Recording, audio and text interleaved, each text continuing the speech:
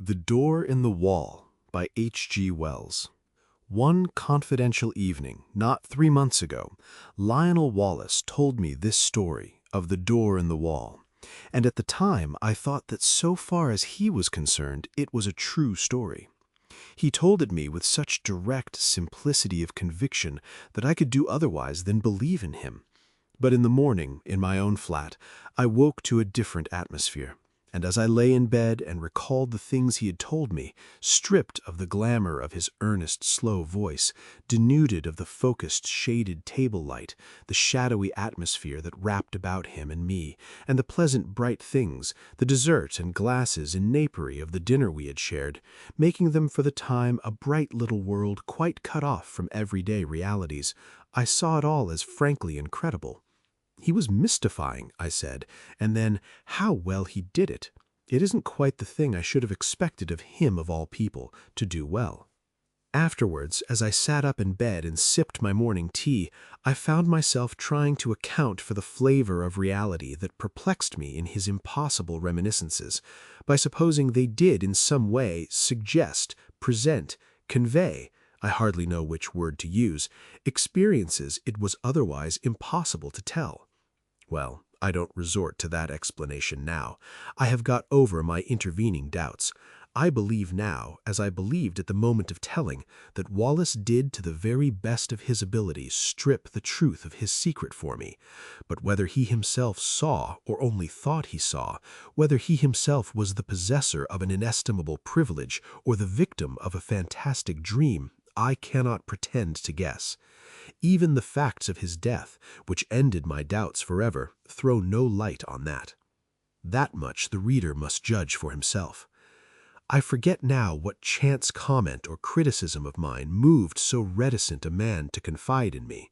He was, I think, defending himself against an imputation of slackness and unreliability I had made in relation to a great public movement in which he had disappointed me, but he plunged suddenly. "I have," he said, "a preoccupation. I know," he went on after a pause, "I have been negligent.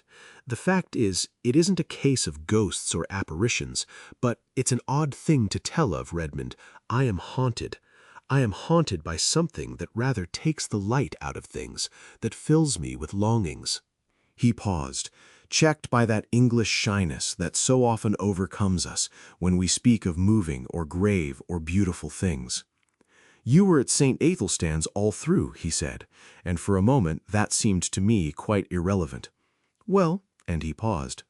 Then, very haltingly at first, but afterwards more easily, he began to tell of the thing that was hidden in his life, the haunting memory of a beauty and happiness that filled his heart with insatiable longings, that made all the interests and spectacle of worldly life seem dull and tedious and vain to him.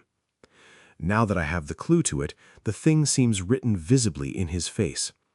I have a photograph in which that look of detachment has been caught and intensified. It reminds me of what a woman once said of him, a woman who had loved him greatly. "Suddenly," she said, "the interest goes out of him. He forgets you. He doesn't care a rap for you, under his very nose." Yet the interest was not always out of him, and when he was holding his attention to a thing, Wallace could contrive to be an extremely successful man. His career, indeed, is set with successes. He left me behind him long ago. He soared up over my head and cut a figure in the world that I couldn't cut, anyhow. He was still a year short of 40, and they say now that he would have been in office and very probably in the new cabinet if he had lived. At school, he always beat me without effort, as it were by nature. We were at school together at St. Athelstan's College in West Kensington for almost our school time. He came into the school as my co-equal, but he left far above me, in a blaze of scholarships and brilliant performance. Yet I think I made a fair average running. And it was at school I heard first of the door in the wall that I was to hear of a second time only a month before his death.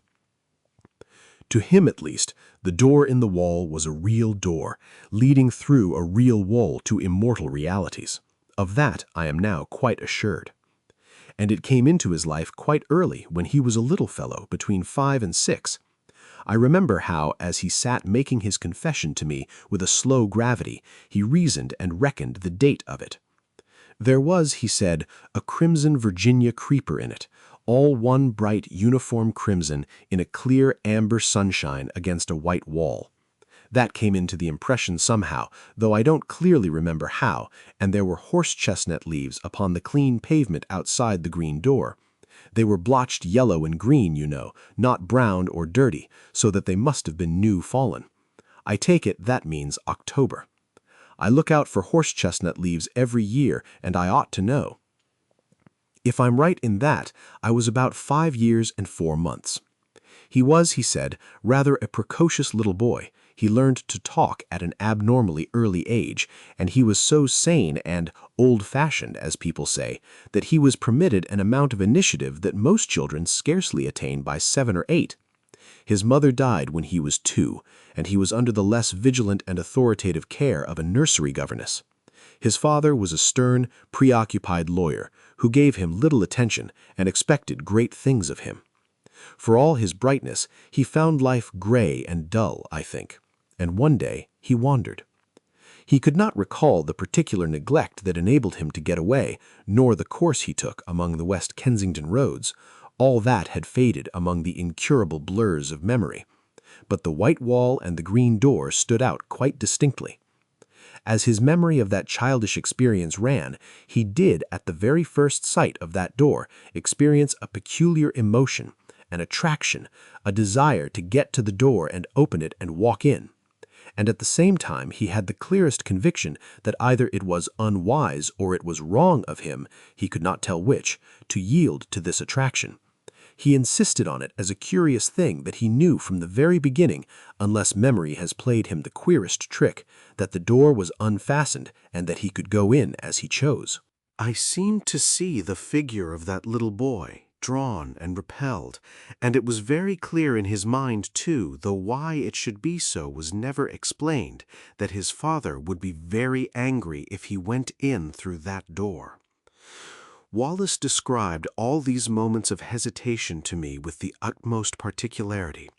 He went right past the door, and then, with his hands in his pockets and making an infantile attempt to whistle, strolled right along beyond the end of the wall.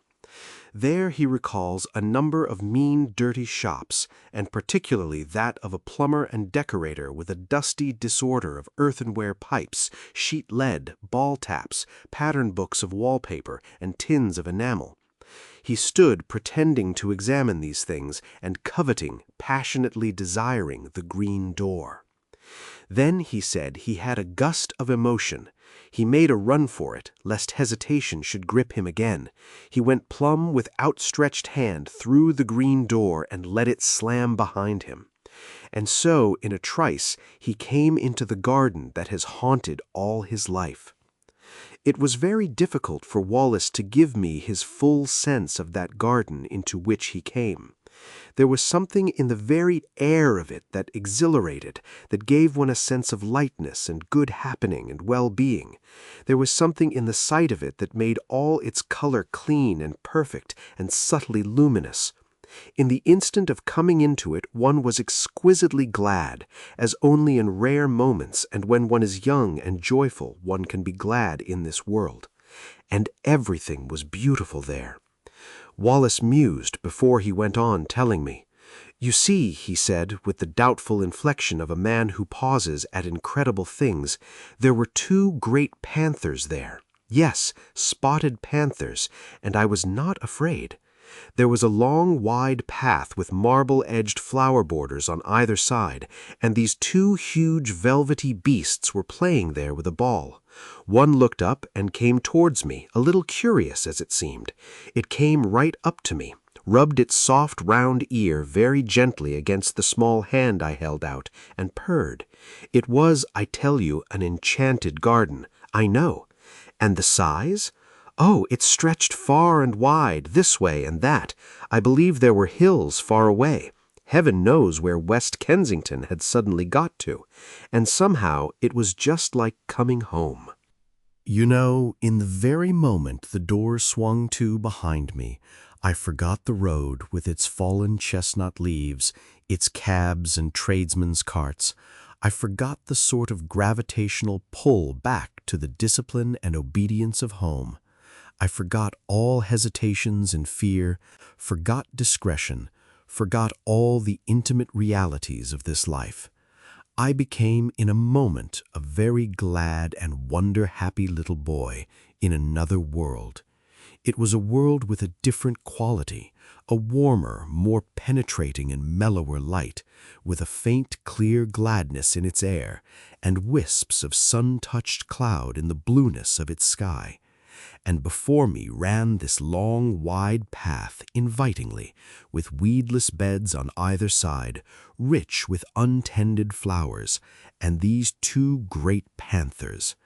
I put my little hands fearlessly on their soft fur, and caressed their round ears and the sensitive corners under their ears, and played with them, and it was as though they welcomed me home. There was a keen sense of homecoming in my mind, and when, presently, a tall, fair girl appeared in the pathway and came to meet me, smiling, and said, "Well," to me, and lifted me, and kissed me, and put me down, and led me by the hand, there was no amazement, but only an impression of delightful rightness, of being reminded of happy things that had, in some strange way, been overlooked.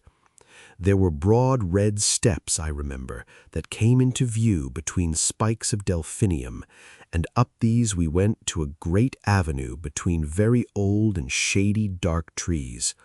All down this avenue, you know, between the red chapped stems, were marble seats of honor and statuary, and very tame and friendly white doves.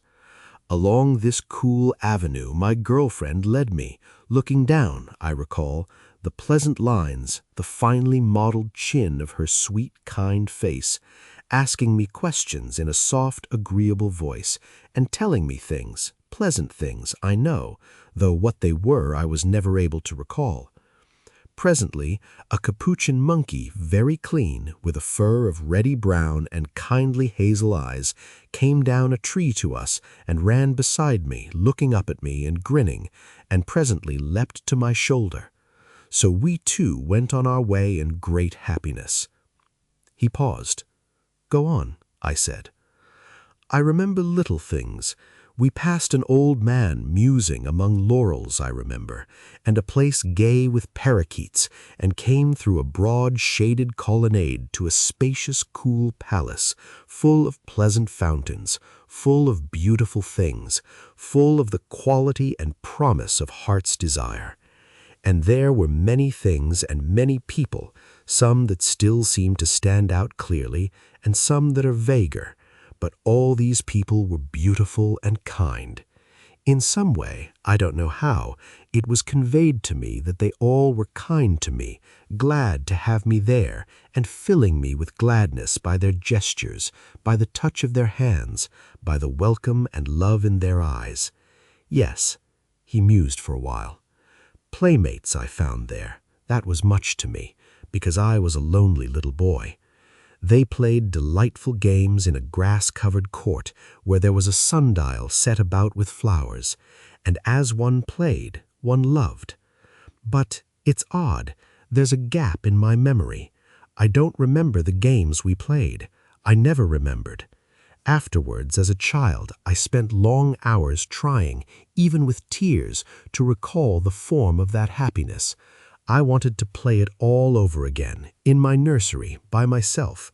No, all I remember is the happiness and two dear playfellows who were most with me.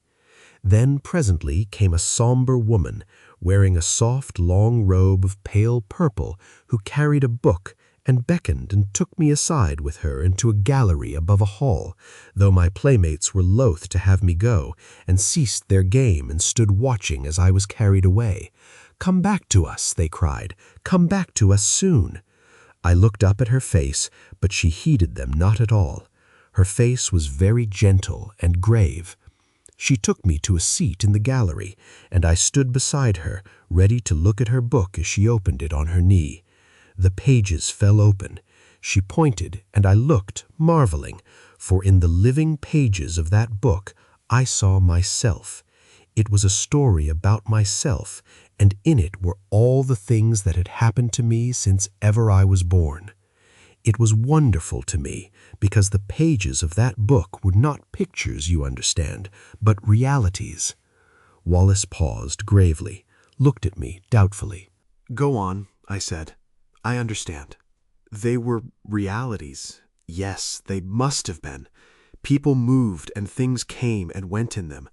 My dear mother, whom I had near forgotten. Then my father, stern and upright, the servants, the nursery, all the familiar things of home.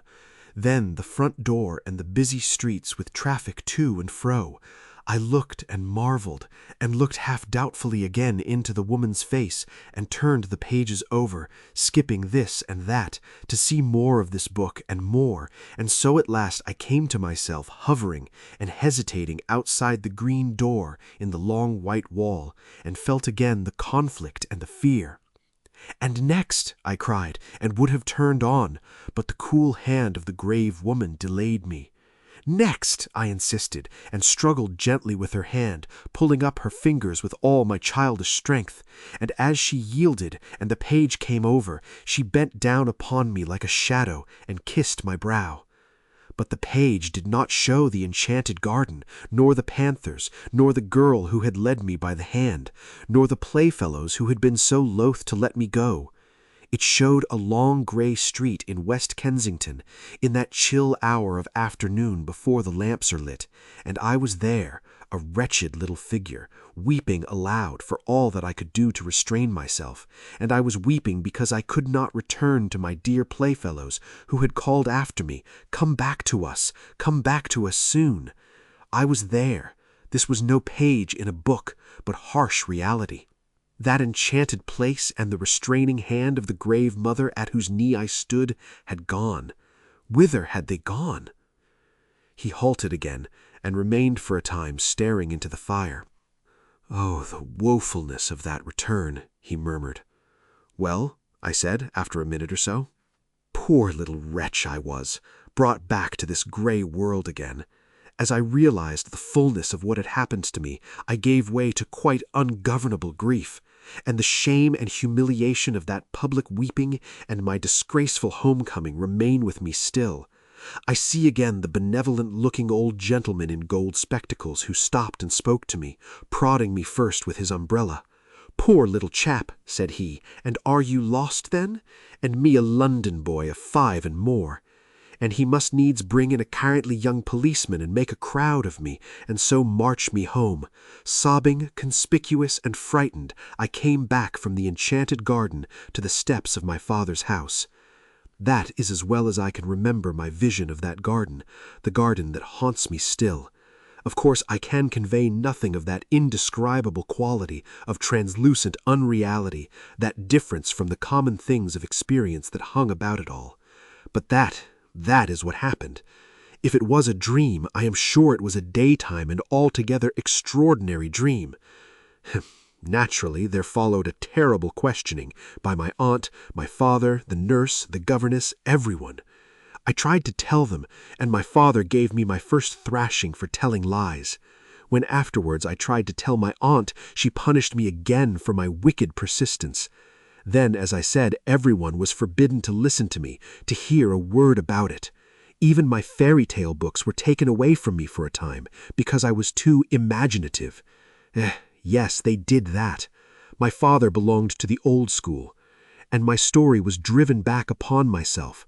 I whispered it to my pillow that was often damp and salt to my whispering lips with childish tears.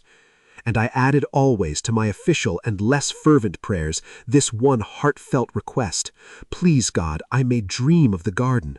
Oh, take me back to my garden. Take me back to my garden."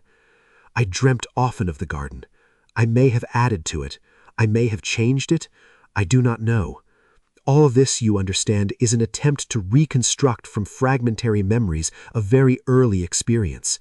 Between that and the other consecutive memories of my boyhood, there is a gulf. A time came when it seemed impossible I should ever speak of that wonder glimpse again. I asked an obvious question. "No," he said. "I don't remember that I ever attempted to find my way back to the garden in those early years. This seems odd to me now, but I think that very probably a closer watch was kept on my movements after this misadventure to prevent my going astray. No, it wasn't till you knew me that I tried for the garden again, and I believe there was a period, incredible as it seems now, when I forgot the garden altogether. When I was about 8 or 9, it may have been. Do you remember me as a kid at St. Athelstan's?" "Rather. I didn't show any signs, did I, in those days of having a secret dream?" He looked up with a sudden smile. "Did you ever play Northwest Passage with me? No, of course you didn't come my way. It was the sort of game that every imaginative child plays all day. The idea was the discovery of a Northwest Passage to school. The way to school was plain enough. The game consisted in finding some way that wasn't plain, starting off 10 minutes early in some almost hopeless direction and working one's way round through unaccustomed streets to my goal. And one day I got entangled among some rather low-class streets on the other side of Camden Hill, and I began to think that for once the game would be against me and that I should get to school late. I tried rather desperately a street that seemed a cul-de-sac and found a passage at the end. I hurried through that with renewed hope. "I shall do it yet," I said, and passed a row of frowsy little shops that were inexplicably familiar to me, and behold, there was my long white wall and the green door that led to the enchanted garden. The thing whacked upon me suddenly. Then after all, that garden, that wonderful garden, wasn't a dream. He paused. I suppose my second experience with the green door marks the world of difference there is between the busy life of a schoolboy and the infinite leisure of a child. Anyhow, this second time I didn't for a moment think of going in straight away. You see, for one thing, my mind was full of the idea of getting to school in time, set on not breaking my record for punctuality. I must surely have felt some little desire at least to try the door. Yes, I must have felt that. But I seem to remember the attraction of the door mainly as another obstacle to my overmastering determination to get to school. I was immediately interested by this discovery I had made, of course. I went on with my mind full of it, but I went on. It didn't check me. I ran past, tugging out my watch, found I had 10 minutes still to spare, and then I was going downhill into familiar surroundings. I got to school, breathless, it is true, and wet with perspiration, but in time. I can remember hanging up my coat and hat, went right by it and left it behind me. Odd, eh? He looked at me thoughtfully. Of course, I didn't know then that it wouldn't always be there. Schoolboys have limited imaginations, I suppose. I thought it was an awfully jolly thing to have it there, to know my way back to it. But there was the school tugging at me. I expect I was a good deal distraught and inattentive that morning, recalling what I could of the beautiful, strange people I should presently see again. Oddly enough, I had no doubt in my mind that they would be glad to see me. Yes, I must have thought of the garden that morning just as a jolly sort of place to which one might resort in the interludes of a strenuous scholastic career. I didn't go that day at all. The next day was a half-holiday, and that may have weighed with me. Perhaps, too, my state of inattention brought down impositions upon me and docked the margin of time necessary for the detour. I don't know. What I do know is that in the meantime the enchanted garden was so much upon my mind that I could not keep it to myself. I told, what was his name? A ferrety-looking youngster we used to call Squiff. Young Hopkins, said I. Hopkins it was. I did not like telling him. I had a feeling that in some way it was against the rules to tell him, but I did. He was walking part of the way home with me. He was talkative, and if we had not talked about the enchanted garden, we should have talked of something else, and it was intolerable to me to think about any other subject. So I blabbed. Well, he told my secret. The next day, in the play interval, I found myself surrounded by half a dozen bigger boys, half teasing and wholly curious to hear more of the enchanted garden. There was that big Fawcett, you remember him, and Carnaby and Morley Reynolds. You weren't there by any chance? No, I think I should have remembered if you were. A boy is a creature of odd feelings. I was, I really believe, in spite of my self-disgust, a little flattered to have the attention of these big fellows. I remember particularly a moment of pleasure caused by the praise of Crawshaw. You remember Crawshaw Major, the son of Crawshaw the composer, who said it was the best lie he had ever heard. But at the same time there was a really painful undertow of shame at telling what I felt was indeed a sacred secret. That beast Fawcett made a joke about the girl in green. Wallace's voice sank with the keen memory of that shame. I pretended not to hear. Well, then Carnaby suddenly called me a young liar and disputed with me when I said the thing was true. I said I knew where to find the green door, could lead them all there in 10 minutes. Carnaby became outrageously virtuous and said I'd have to and bear out my words or suffer. Did you ever have Carnaby twist your arm? Then perhaps you'll understand how it went with me. I swore my story was true. There was nobody in the school then to save a chap from Carnaby, though Crawshaw put in a word or so. Carnaby had got his game. I grew excited and red-eared and a little frightened.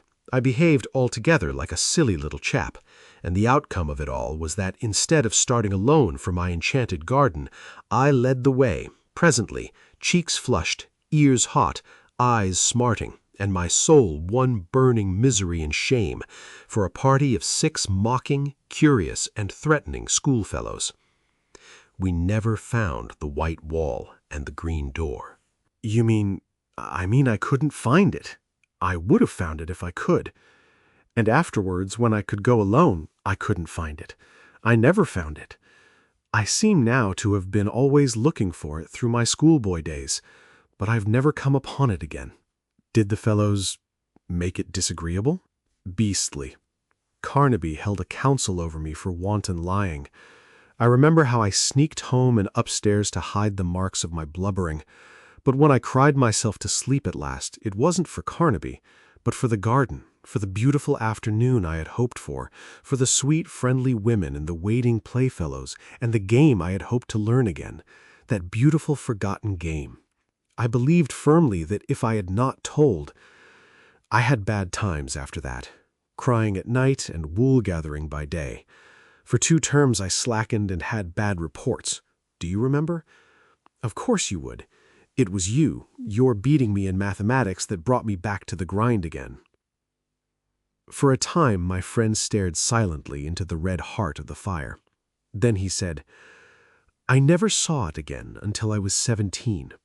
It leapt upon me for the 3rd time as I was driving to Paddington on my way to Oxford and a scholarship. I had just one momentary glimpse.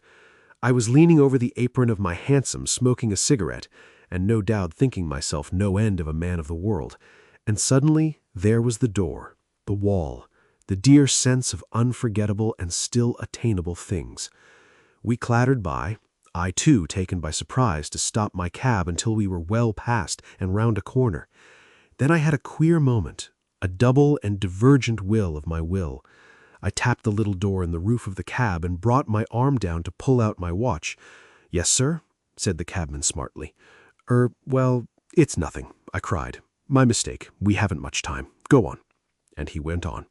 I got my scholarship, and the night after I was told of that, I sat over my fire in my little upper room, my study, in my father's house, with his praise, his rare praise, and his sound counsels ringing in my ears, and I smoked my favorite pipe, the formidable bulldog of adolescence, and thought of that door in the long white wall. If I had stopped, I thought, I should have missed my scholarship. I should have missed Oxford, muddled all the fine career before me. I begin to see things better. I fell musing deeply, but I did not doubt then this career of mine was a thing that merited sacrifice. Those dear friends and that clear atmosphere seemed very sweet to me, very fine, but remote. My grip was fixing now upon the world. I saw another door opening, the door of my career. He stared again into the fire. Its red lights picked out a stubborn strength in his face for just a flickering moment, and then it vanished again. Well, he said, and sighed, I have served that career. I have done much work. much hard work. But I have dreamt of the enchanted garden 1,000 dreams, and seen its door, or at least glimpsed its door, 4 times since then. Yes, 4 times. For a while, this world was so bright and interesting, seemed so full of meaning and opportunity, that the half-effaced charm of the garden was by comparison gentle and remote. Who wants to pat panthers on the way to dinner with pretty women and distinguished men? I came down to London from Oxford, a man of bold promise that I have done something to redeem. Something, and yet there have been disappointments. Twice I have been in love. I will not dwell on that. But once, as I went to someone who I know doubted whether I dared to come, I took a shortcut at a venture through an unfrequented road near Earl's Court, and so happened on a white wall and a green door. Odd, said I to myself, but I thought this place was on Camden Hill. It's the place I never could find somehow, like counting Stonehenge, the place of that queer daydream of mine. And I went by it intent upon my purpose. It had no appeal to me that afternoon. I had just a moment's impulse to try the door. 3 steps aside were needed at the most, though I was sure enough in my heart that it would open to me. And then I thought that doing so might delay me on the way to that appointment in which I thought my honor was involved. Afterwards, I was sorry for my punctuality. I might at least have peeped in, I thought, and waved a hand to those panthers, but I knew enough by this time not to seek again belatedly that which is not found by seeking. Yes, that time made me very sorry. Years of hard work after that, and never a sight of the door. It's only recently it has come back to me. With it, there has come a sense as though some thin tarnish had spread itself over my world. I began to think of it as a sorrowful and bitter thing that I should never see that door again. Perhaps I was suffering a little from overwork. Perhaps it was what I've heard spoken of as the feeling of 40. I don't know. But certainly the keen brightness that makes effort easy has gone out of things recently. And that just at a time, with all these new political developments, when I ought to be working. Odd, isn't it? But I do begin to find life toilsome, its rewards, as I come near them, cheap. I began a little while ago to want the garden quite badly. Yes, and I've seen it 3 times. The garden? No, the door, and I haven't gone in. He leaned over the table to me with an enormous sorrow in his voice as he spoke. Thrice I have had my chance, thrice. If ever that door offers itself to me again, I swore, I will go in out of this dust and heat, out of this dry glitter of vanity, out of these toilsome futilities. I will go and never return. This time I will stay. I swore it, and when the time came, I didn't go. 3 times in 1 year have I passed that door and failed to enter. 3 times in the last year. The first time was on the night of the Snatch Division on the Tenants' Redemption Bill, on which the government was saved by a majority of 3. You remember? No one on our side, perhaps very few on the opposite side, expected the end that night. Then the debate collapsed like eggshells. I and Hotchkiss were dining with his cousin at Brentford. We were both unpaired, and we were called up by telephone and set off at once in his cousin's motor. We got in barely in time, and on the way we passed my wall and door, livid in the moonlight, blotched with hot yellow as the glare of our lamps lit it, but unmistakable. "My God!" I cried. "What?" said Hotchkiss. "Nothing," I answered, and the moment passed. "I've made a great sacrifice," I told the whip as I got in. "They all have," he said, and hurried by. I do not see how I could have done otherwise then. And the next occasion was as I rushed to my father's bedside to bid that stern old man farewell. Then, too, the claims of life were imperative. But the third time was different. It happened a week ago. It fills me with hot remorse to recall it. I was with Gurker and Ralphs. It's no secret now, you know, that I've had my talk with Gurker.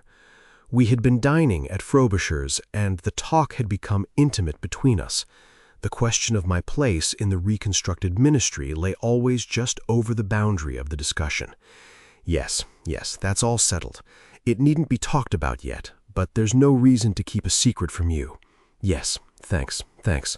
But let me tell you my story. Then, on that night, things were very much in the air. My position was a very delicate one. I was keenly anxious to get some definite word from Gurker, but was hampered by Ralph's presence. I was using the best power of my brain to keep that light and careless talk not too obviously directed to the point that concerns me. I had to. Ralph's behavior since has more than justified my caution. Ralph's, I knew, would leave us beyond the Kensington High Street, and then I could surprise Gurker with a sudden frankness. One has sometimes to resort to these little devices. And then it was that in the margin of my field of vision I became aware once more of the white wall, the green door before us down the road. We passed it, talking. I passed it. I can still see the shadow of Gurker's marked profile, his opera hat tilted forward over his prominent nose, the many folds of his neck wrap going before my shadow and Ralph's as we sauntered past. I passed within 20 inches of the door. If I say good night to them and go in, I asked myself, what will happen? And I was all a tingle for that word with Gurker. I could not answer that question in the tangle of my other problems. They will think me mad, and suppose I vanish now, amazing disappearance of a prominent politician. That weighed with me. 1,000 inconceivably petty worldlinesses weighed with me in that crisis. Then he turned on me with a sorrowful smile, and speaking slowly, he said, "Here I am."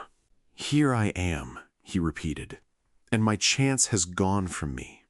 3 times in 1 year the door has been offered me, the door that goes into peace, into delight, into a beauty beyond dreaming, a kindness no man on earth can know. And I have rejected it, Redmond, and it is gone. How do you know? I know. I know. I am left now to work it out, to stick to the tasks that held me so strongly when my moments came.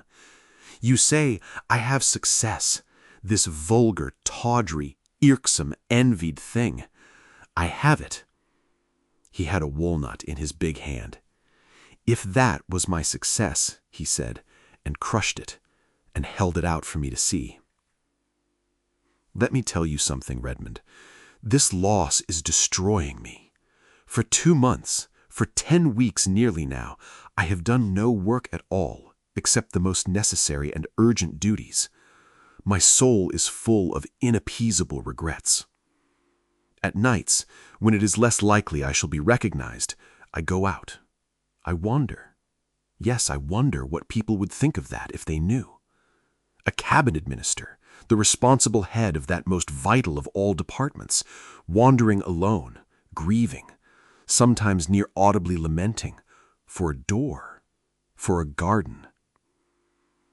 I can see now his rather pallid face and the unfamiliar somber fire that had come into his eyes. I see him very vividly tonight. I sit recalling his words, his tones, and last evening's Westminster Gazette still lies on my sofa, containing the notice of his death. At lunch today, the club was busy with him and the strange riddle of his fate. They found his body very early yesterday morning in a deep excavation near East Kensington Station. It is one of 2 shafts that have been made in connection with an extension of the railway southward. It is protected from the intrusion of the public by a hoarding on the high road in which a small doorway has been cut for the convenience of some of the workmen who live in that direction. The doorway was left unfastened through a misunderstanding between 2 gangers, and through it he made his way. My mind is darkened with questions and riddles. It would seem he walked all the way from the house that night. He has frequently walked home during the past session. And so it is I figure his dark form coming along the late and empty streets, wrapped up, intent. And then, did the pale electric lights near the station cheat the rough planking into a semblance of white? Did that fatal unfastened door awaken some memory? Was there, after all, ever any green door in the wall at all? I do not know. I have told his story as he told it to me. There are times when I believe that Wallace was no more than the victim of a rare but not unprecedented type of hallucination and a careless trap. But that indeed is not my profoundest belief. You may think me superstitious, if you will, and foolish, but indeed I am more than half convinced that he had in truth an abnormal gift, and a sense, something, I know not what, that in the guise of wall and door offered him an outlet, a secret and peculiar passage of escape into another and altogether more beautiful world. At any rate, you will say, it betrayed him in the end. But did it betray him? There you touch the inmost mystery of these dreamers, these men of vision and the imagination. We see our world fair and common, the hoarding and the pit. By our daylight standard, he walked out of security into darkness, danger, and death. But did he see like that?